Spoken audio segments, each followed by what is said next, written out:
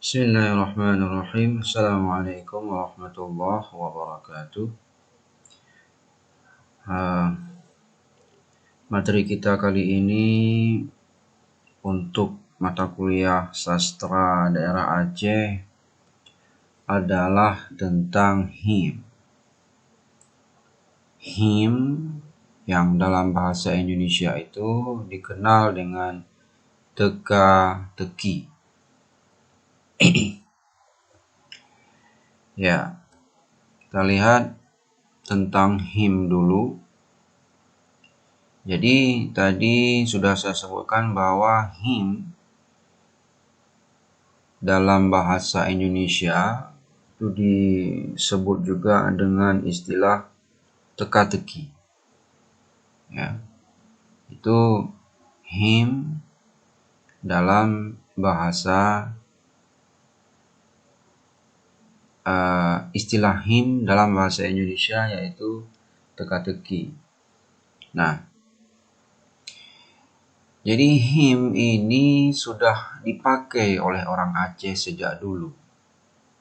Ya. Karena memang orang Aceh itu sangat gemar menggunakan him dalam kehidupan sehari-hari sejak dulu. Nah,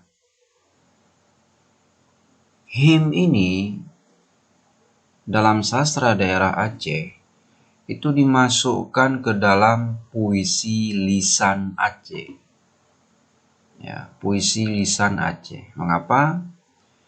Karena banyak ditampilkan secara bersajak atau dengan bahasa berirama. Nah itu, makanya him ini dimasukkan ke dalam puisi lisan Aceh. Nah. Kemudian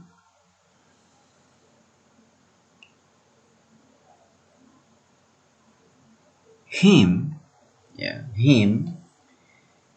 itu dijadikan sebagai salah satu sarana pendidikan informal.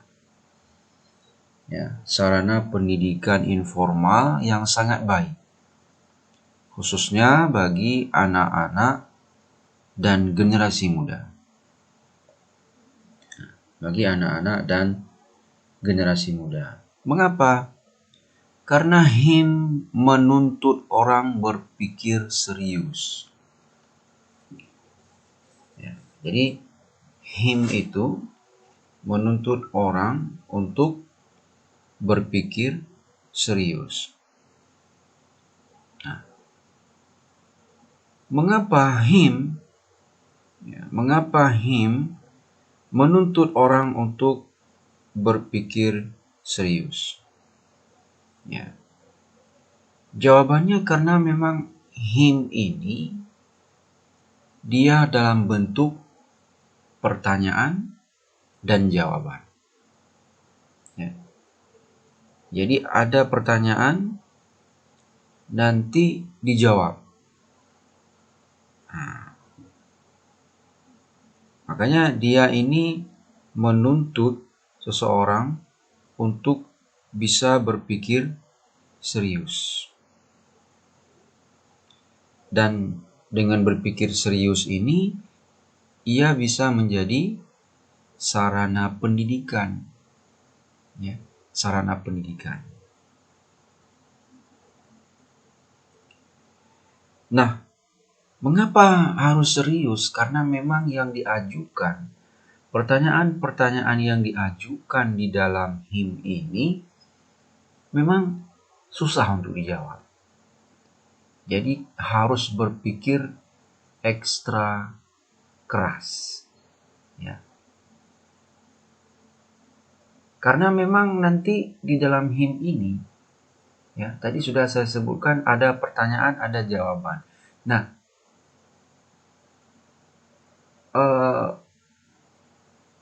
antara pertanyaan dan jawaban itu bertolak belakang. Antara pertanyaan dan jawaban bertolak belakang. Itulah makanya him ini menuntut seseorang untuk berpikir serius. Nah, begitu. Nah,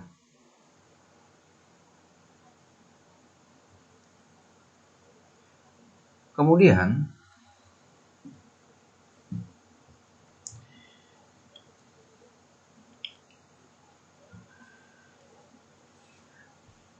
masih mengenai mengapa dia dimasukkan ke dalam HIM ini, mengapa dijadikan sebagai pendidikan, sarana pendidikan informal. Pertama tadi, menuntut orang untuk berpikir serius. Nah, baik bagi penciptanya maupun bagi orang yang menjawabnya. Jadi si penciptanya, dia harus kritis dan kreatif dalam menciptakan HIM. Supaya HIM-nya itu sulit dijawab oleh orang lain. Nah, orang lain yang akan menjawab ini kan dia harus berpikir serius untuk menjawab. Mengapa? Karena memang seperti yang saya sebutkan tadi, antara pertanyaan dan jawaban itu bertolak belakang. Nah, kemudian ketika HIM itu diajukan, ya, yang menjawabnya itu harus memberikan jawaban yang tepat. Ya, dia harus memberikan jawaban yang tepat, tentu saja disertai dengan alasan yang logis. Nah, itu. Berikutnya, HIM merupakan seni adu pikir dan olah kata. Ya. HIM ini merupakan seni adu pikir dan olah kata. Ya. Karena dia merupakan seni adu pikir dan olah kata, itulah sebabnya fungsi HIM yang utama adalah sebagai sarana rekreasi, sarana kreasi, kemudian sarana pendidikan, sarana berpikir kritis dan kreatif secara sehat dan bermartabat. Nah, ini adalah fungsi HIM yang utama. Fungsi HIM. Jadi tadi sebenarnya di atas juga sudah saya sebutkan sebagai sarana pendidikan informal. Sarana pendidikan informal. Cuma di sini saya hanya menulis sarana pendidikan saja. Jadi karena memang HIM itu bisa menjadi sarana pendidikan seperti yang saya sebutkan tadi. Mengapa kemudian disebut sebagai sarana rekreasi? Mengapa disebut sebagai sarana rekreasi? Fungsinya itu karena memang HIM ini bisa dilakukan di waktu senggang untuk menghibur diri.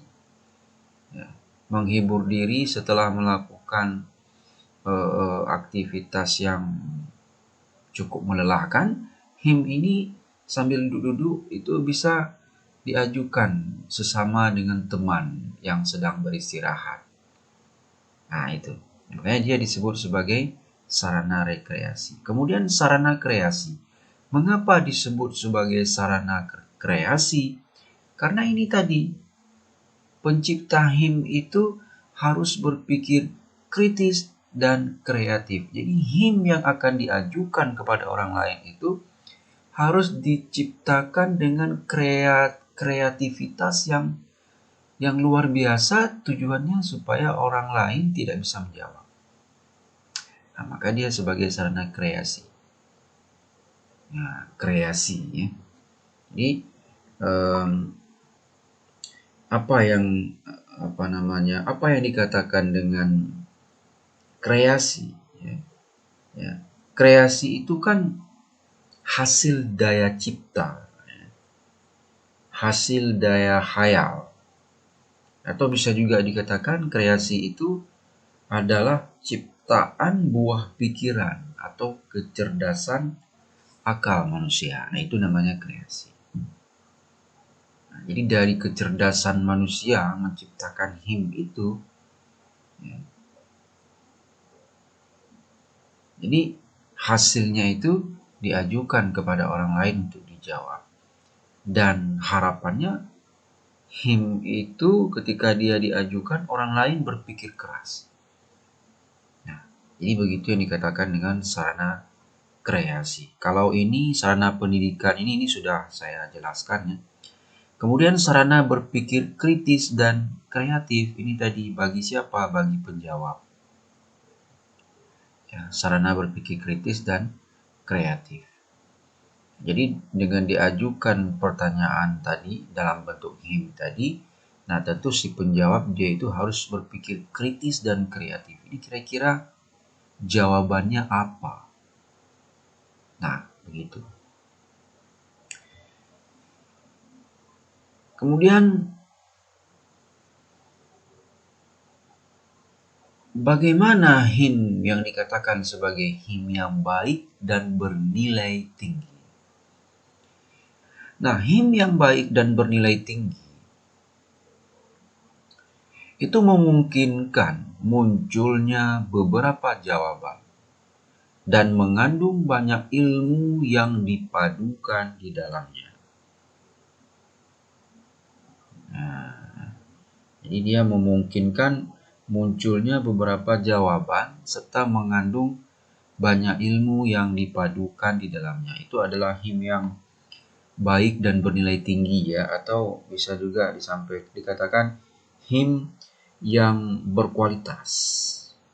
Nah, him yang berkualitas. Nah, namun jawaban yang benar itu tetap hanyalah satu. Nah, ya. Jadi ketika him itu diajukan dan tidak bisa dijawab, ya, tentu si pembuatnya itu harus dapat memberikan jawaban yang benar menurut logika. Ya. Jika ia tidak dapat memberikan jawaban, tentu ia akan dikucilkan dari arena him sebab dianggap tidak jujur dan mengecewakan pihak lain. Ya, jadi ada prinsip kejujuran di sini. Ya, jangan sesudah him diajukan, capek orang berpikir, ternyata tidak ada jawaban. Nah, itu kan tidak jujur namanya ya. Menyusahkan orang lain. Jadi itu tidak boleh. Nah, him itu terjadi jika ada dua orang atau dua kelompok orang sepakat mengasah ketajaman berpikir atau sekadar mengisi waktu luang. Nah, itu yang tadi saya sebut sebagai sarana rekreasi. Nah. Kemudian ketika telah disepakati, tentu di sini ada semacam norma yang harus diikuti. Jadi sudah disepakati bersama dengan teman atau dalam sebuah kelompok atau dalam dua kelompok ya, maksud saya dua kelompok atau lebih, itu tentu ada norma yang harus dipatuhi terkait dengan pelaksanaan him ini.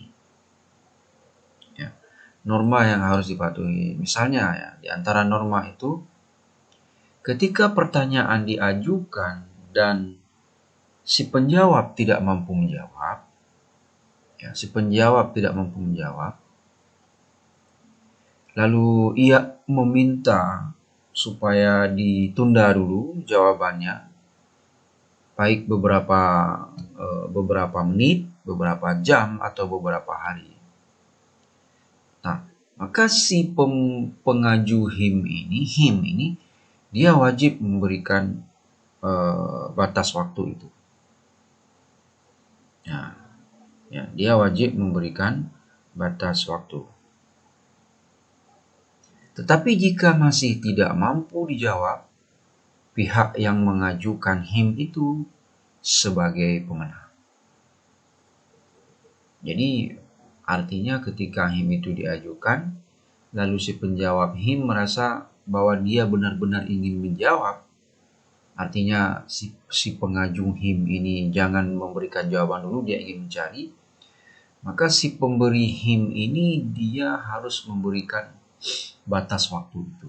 Harus memberikan batas waktu, apakah mungkin beberapa jam atau mungkin beberapa hari. Nah, kalau masih tidak bisa dijawab, ya tentunya si pengaju HIM ini yang nantinya menjadi pemenang. Nah, pertanyaannya apakah ada sanksi kalau misalnya dia tidak bisa menjawab? Tentu tidak ada sanksi. Mengapa? Karena di sini kan HIM ini kan sebagai rekreasi, jadi tidak ada sanksi. Jadi ada sebagian orang yang memang betul-betul serius, dia ingin mencari jawabannya apa, maka ya dia meminta waktu dan memang tidak perlu ada sanksi atau denda apapun. Nah, ya.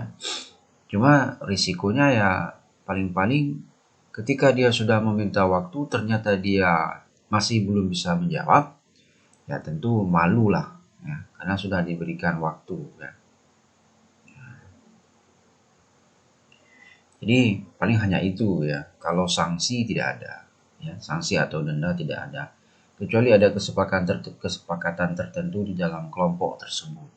Apa sanksi yang akan diberikan atau denda. Cuma kalau dia hanya sebatas rekreasi, ya, bukan perlombaan mungkin, tentu tidak ada sanksi apapun. Ya, tidak ada sanksi apapun. Kemudian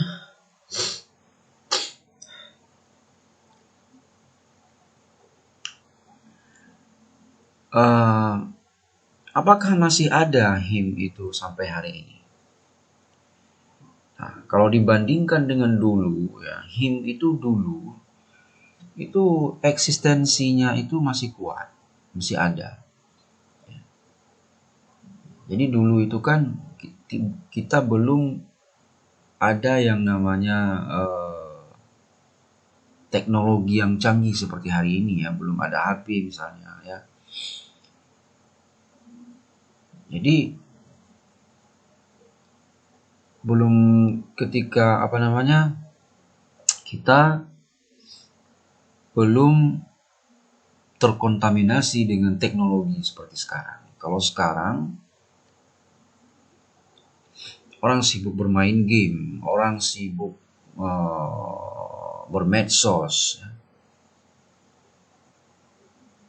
Sehingga karena bermain game atau bermedsos tadi merupakan sebuah kegiatan yang sangat menyenangkan, maka HIM ini ditinggalkan. Tapi kalau dulu karena orang tidak ada aktivitas, tidak terkontaminasi dengan teknologi seperti sekarang ini, maka ikatan kekeluargaan dan kebersamaan itu kan masih sangat kuat, ya.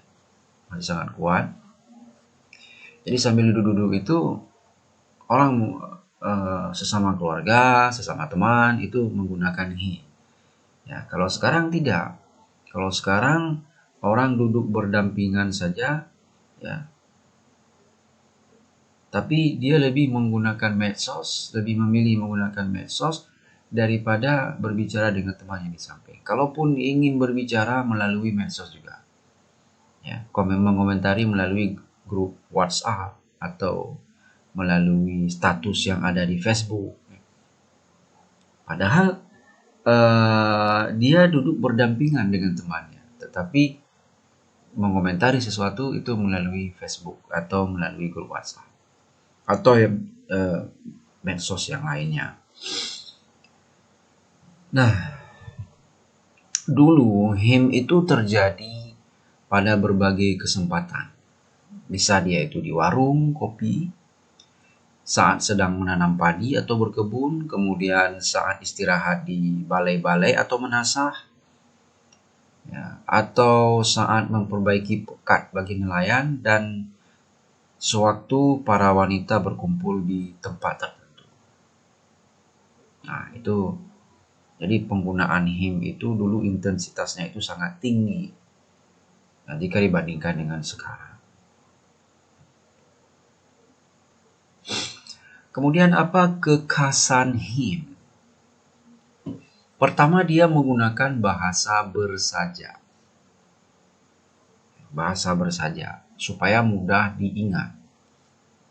Nah, supaya mudah diingat, karena mudah diingat, tentu dapat disampaikan dengan mudah kepada pihak lain secara berantai.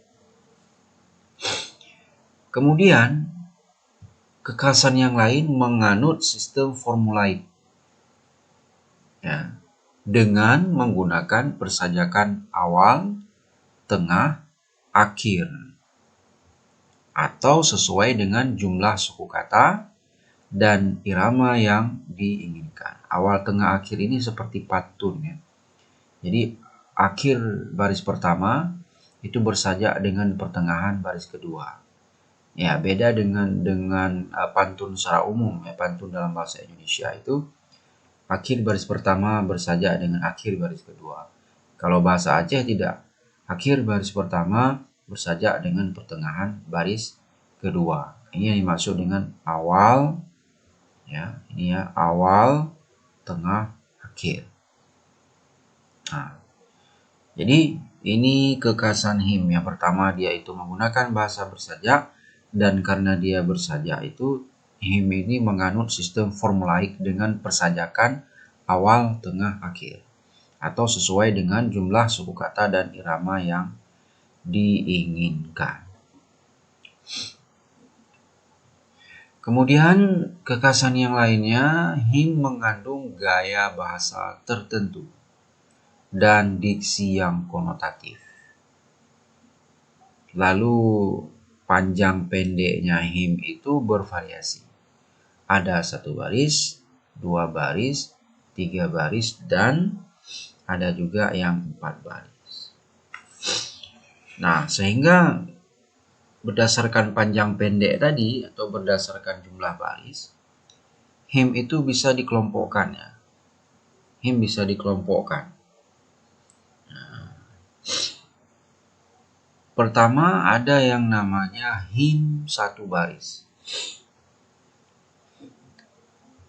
Him 1 baris. Jadi dia hanya ada 1 baris. Kita lihat contoh di sini. Ini contohnya.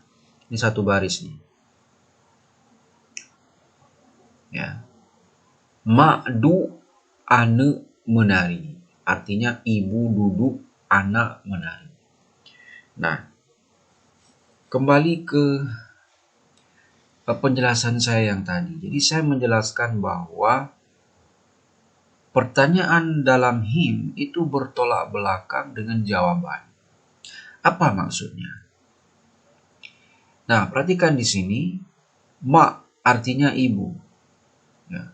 Du artinya duduk. Ane artinya anak. Menari artinya menari. Jadi kalau kita lihat di sini, ibu duduk, anak menari. Nah, ini pertanyaannya. Ini pertanyaannya. Tetapi jawabannya apa? Jawabannya adalah bate semupih, atau bahasa Indonesianya adalah batu giling. Kalau kita lihat, apa hubungan antara batu giling dengan ibu duduk, anak menari? Nah, ini yang dimaksud dengan bertolak belakang. Harusnya kan kalau ibu, tentu jawabannya ini berkaitan dengan manusia. Tetapi tidak di sini. Bukan manusia, justru benda mati, yaitu batu giling. Sehingga dari sini kita bisa lihat sifatnya yang dilekatkan di pertanyaan ini. Ma'du. Kalau kita lihat batu giling, ma'du yang mana? Ini dia, yang besar ini. Yang besar ini dianalogikan dengan ma'du. Mengapa? Karena dia di bawah. Ane menari, ini yang kecil. Anak itu kan kecil ya. Ane menari. Mengapa? Apa maksud menari? Maksud menari itu digoyang-goyang. Nah, bergoyang-goyang. Nah, jadi untuk menggiling ini ya, cabai, jadi digoyang-goyang.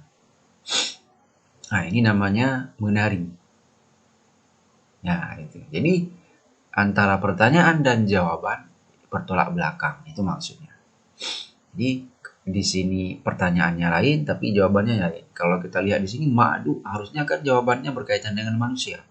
Tetapi ternyata tidak. Rupanya yang dimaksud dengan ma'du, ini dia. Sedangkan anu menari ini. Mengapa disebut menari? Karena ini nanti ke atas ke bawah untuk menggiling cabai ini. Nah, kemudian him ini memang tidak bersajak, tetapi tetap disebut sebagai him karena bahasanya konotatif, menggunakan bahasa konotatif. Ya. Yang kedua ada yang namanya him 2 baris. Nah ini juga bertolak belakang. Saboh kaca 2 minyak, saboh anu 2 mata. Ya, saboh kaca 2 minyak, saboh anu 2 mata. Mana yang dimaksud dengan saboh? Nah, jawabannya apa? Telur ayam. Ini artinya ya, 1 botol 2 minyak, 1 anak 2 mata. Jawabannya adalah telur ayam. Mana yang dimaksud dengan saboh kaca? Inilah dia, cangkang di luarnya ini. Ini dianalogikan dengan kaca. Mana yang dimaksud dengan 2 minyak? Isi di dalamnya kuning telur. Nah, itu. Saboh anu 2 mata, itulah tadi kuning dan telurnya. Makanya jawabannya adalah telur ayam. Jadi di sini juga ada tolak belakangnya. Saboh kaca. Kalau kita lihat telur ini kan bukan kaca dia, tetapi dianalogikan dengan kaca. 2 minyak kalau kita lihat kuning telur, ya putih telur dan kuning telur, kan dia itu kuning telur dan putih telur kalau kita lihat kan dua macam ya, kuning dan putih. Nah itu, jadi itu bertolak belakang juga. Lalu ada yang 3 baris, ini juga sama. Gaki baule, babah baule, badan pi baule, ini 3 baris.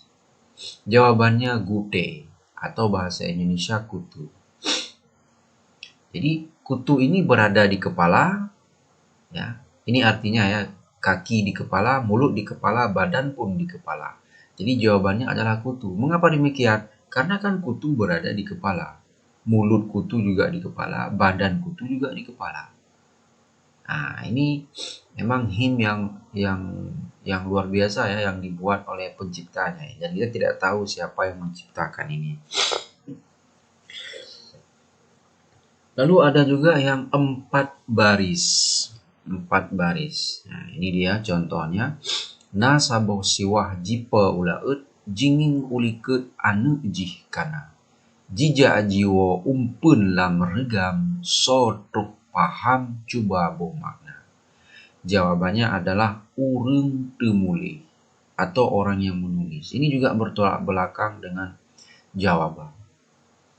Ini artinya ya, seekor elang terbang ke laut, melihat ke belakang sudah ada anaknya. Pulang pergi makanan dalam genggaman, siapa yang paham, cobalah makna. Ketika kita lihat melihat ke belakang sudah ada makna, ada anaknya. Orang menulis kan begitu ya, ketika dia menulis, di belakangnya sudah muncul tulisan, di depannya kan belum ada tulisan. Nah, maka jawabannya adalah urun temuli. Lalu yang terakhir ada him 6 baris. Him 6 baris. Nah, mengapa bukan tidak ada 5 baris? Ya, karena memang tidak ditemukan. Belum ditemukan him yang berjumlah 5 baris. Him 5 baris. Jadi langsung ke him 6 baris.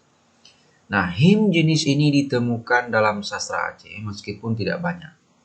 Tidak banyak. Ini ada him saboh syah, getren digle, pajuh padi mengunca-gunca.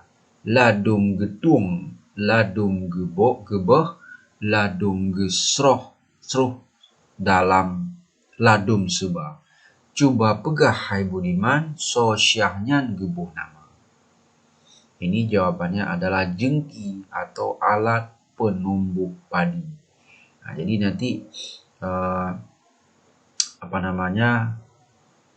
beras misalnya atau padi itu dimasukkan di sini nanti. Ditumbuk, ini terangkat ini. Di kakinya nanti ditekan dengan kaki di sini nih, di ujung ini. Nanti ini terangkat. Nah, ditumbuk-tumbuk ini. Nah, ini jengki namanya. Dalam bahasa Aceh disebut dengan jengki. Nah, itu adalah contoh-contoh him ya, berdasarkan jumlah baris. Lalu kita lihat bentuk him. Him ini ada yang berbentuk metaforik. Apa itu him berbentuk metaforik? Him yang berbentuk metaforik adalah him yang menggunakan bahasa kiasan. Bahasa kiasan seperti tadi ya. Atau kalau kita lihat contoh lain ini, rumah mecat hijau di dalam jih kameng rum. Rumah bercat hijau, di dalamnya tai kambing tumpah. Apa jawabannya? Boh putih atau bahasa Indonesia buah pepaya. Jadi buah pepaya itu kan kulitnya di luar berwarna hijau sebelum dia masak. Tapi di dalamnya itu kan ada anaknya itu. Anaknya ini dianalogikan dengan kameng atau tai kambing. Kalau kita lihat tai kambing itu kan bulat-bulat dia ya, seperti biji pepaya.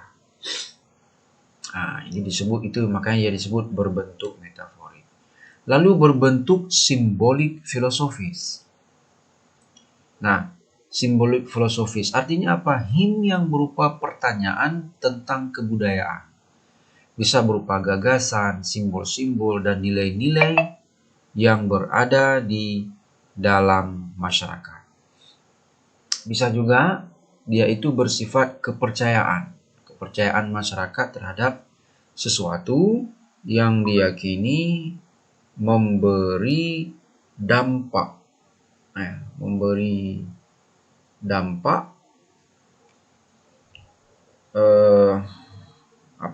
terhadap kehidupan. Nah, kita lihat langsung contohnya. Manusia cucu Adam gedat galak kutung setan hinan lalo uro malam. Artinya manusia cucu Adam sangat suka dengan kotak setan. Di situ lalai hari dan malam. Ini kan filosofi kehidupan manusia ya. Jadi jawabannya apa? Urung TV atau orang menonton TV. Nah, jadi filosofinya apa? Seharusnya kan jangan sering menonton televisi ya. Jangan sering menonton televisi. Itu filosofinya. Nah, jadi bisa kita lihat di him ini ya filosofinya. Nah, kemudian him kecohan. Him kecohan. Apa itu him kecohan? Him yang menggunakan susunan kata yang membuat lawan tutur tertipu. Nah, jadi him kecohan ini membutuhkan penalaran untuk membandingkan jawaban dengan pertanyaan. Misalnya wate tamat na wate ta'u jiplung. Nah, ini untuk him, contoh him dalam bentuk kecohan. Artinya waktu kita pegang ada, waktu kita lihat sudah lari. Jawabannya adalah ongelinyum atau telinga, kuping ya. Jadi kuping itu kalau kita pegang ada dia, tapi begitu kita lihat dia nggak ada. Ah, itu kecohan namanya. Him kecohan. Nah, kemudian kita lihat jenis him. Apa saja jenis him? Pertama ada him yang tidak bertentangan. Him yang tidak bertentangan ini him yang unsur pelukisannya tidak bertentangan dengan kiasan. Misalnya ini, lu jisila pla jipantak. Jawabannya adalah boh pisang atau buah pisang. Jadi buah pisang itu kan kita buka dulu, lalu kita makan. Nah, jadi tidak ada yang bertentangan di sini. Artinya tidak ada pertentangan antara pertanyaan dan jawaban. Jadi pertanyaannya, Lu uji sila, pla aji pantak, lalu jawabannya buah pisang. Dan buah pisang memang begitu. Kulitnya kita buka dulu, lalu kita makan. Makan itu bahasa Acehnya pantak. Cuma pantak ini kasar. Tetapi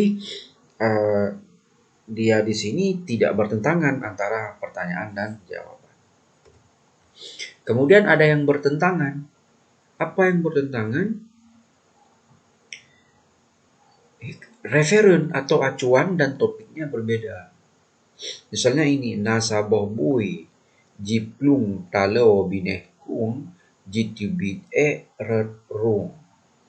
Jawabannya adalah J atau ketam. Di sini dikatakan bertentangan. Mengapa bertentangan? Karena bui ini kan babi. Kalau kita lihat apa hubungan antara babi dengan ketam? Tidak ada hubungannya. Nah, tetapi itulah jawabannya. Ya, jadi kalau kita lihat lagi, jiplung berlari, talau binehkung. Ya. Jitubit rung. Jadi ketam itu kan hasil ketamannya itu kan keluar melalui atas itu. Nah, jadi atau melalui samping kalau dia itu mesin. Ya. Ada juga yang melalui atas. Nah, ketam ini dianalogikan dengan boy, babi. Kan tidak ada hubungan ya antara babi dan ketam.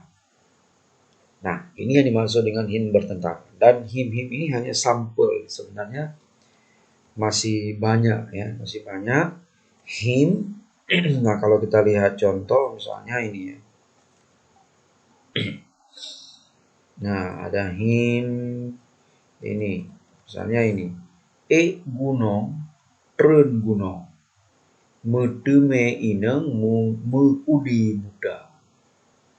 Naik gunung, turun gunung, mendapat wanita berkudis Buddha. Ini juga bertentangan antara pertanyaan dan jawaban. Jawabannya boh panah atau buah nangka. Jadi kalau kita lihat apa hubungan antara gunung dengan buah nangka. Itulah seperti yang saya sebut tadi, dilekatkan sifat. Sifat dari buah panah ini dilekatkan kemudian dianalogikan dengan yang lain. Tujuannya supaya orang lain tidak mampu menjawab. Nah, seperti itu penjelasan saya tentang him. Ya. Sekian, terima kasih. Saya akhiri. Wassalamualaikum warahmatullahi wabarakatuh.